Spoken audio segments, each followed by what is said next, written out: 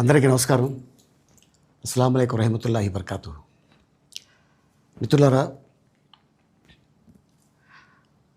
1999లో నేను రాజకీయాల్లో అడుగుపెట్టాను. మా పెద్దాయన డాక్టర్ డి రామానాయుడు గారి కోసం. ఎందుకంటే నేను చైల్డ్ ఆర్టిస్ట్ తర్వాత నేను మళ్ళీ ఒక వయసు వచ్చిన తర్వాత నాకు అద్భుతమైన అవకాశం ఇచ్చి ప్రేమ ఖైదీ అనే సినిమాతోటి మళ్ళీ నా కెరీర్ స్టార్ట్ అయింది చైల్డ్ ఆర్టిస్ట్ తర్వాత.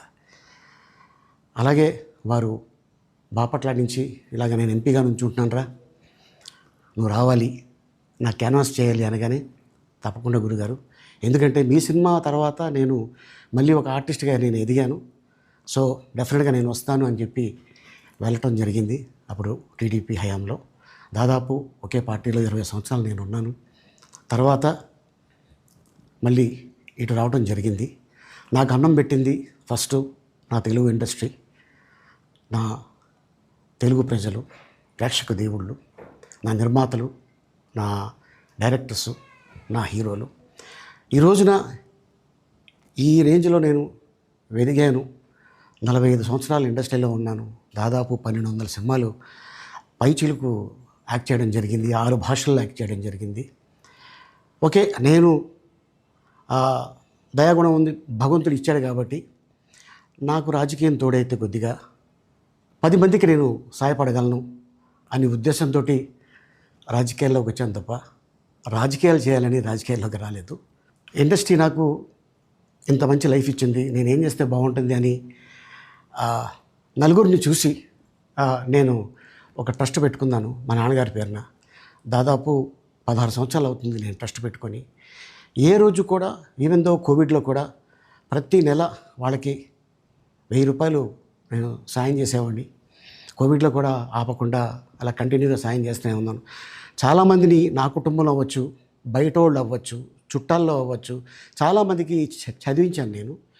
అండ్ అలాగే మా తల్లిదండ్రులు నాకు ఇచ్చిన ఒక గుణం అది అందరితో పంచుకోవాలని చెప్పి ఉద్దేశంతో నేను ట్రస్ట్ కూడా పెట్టుకున్నాను. నా ఇన్కంలో దాదాపు 20% నేను ట్రస్ట్కి ఇవ్వటం జరుగుతుంది. గతంలో కూడా చెప్పా, ఫారిన్ కంట్రీస్లో ఏదైనా ఈవెంట్స్ చేస్తే దాంట్లో నుంచి 60% ట్రస్ట్కి వెళ్ళి 40% నేను తీసుకునేవాడిని. సో ఇట్లాగా చాలా సేవలు చేసి ఉన్నాను కాబట్టి ఈ మాట కూడా నేను మీకు చెప్పుకుంటున్నాను.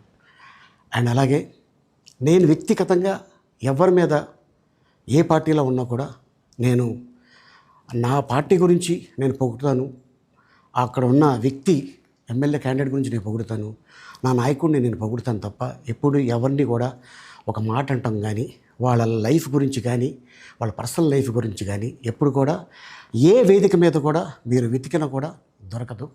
అండ్ అలాగే సో నేను ఈ రోజున మీ ముందుకి రావడానికి కారణం ఏంటంటే, నేను ఏ పార్టీ మనిషిని కాదు, ఏ పార్టీ సపోర్టర్ని కాదు, ఐఎమ్ జస్ట్ కామన్ మ్యాన్గానే ఉండి ఇక నా సినిమాలు, నా షూటింగ్లు నేను చేసుకుందామని చెప్పేసి అనుకుంటున్నాను.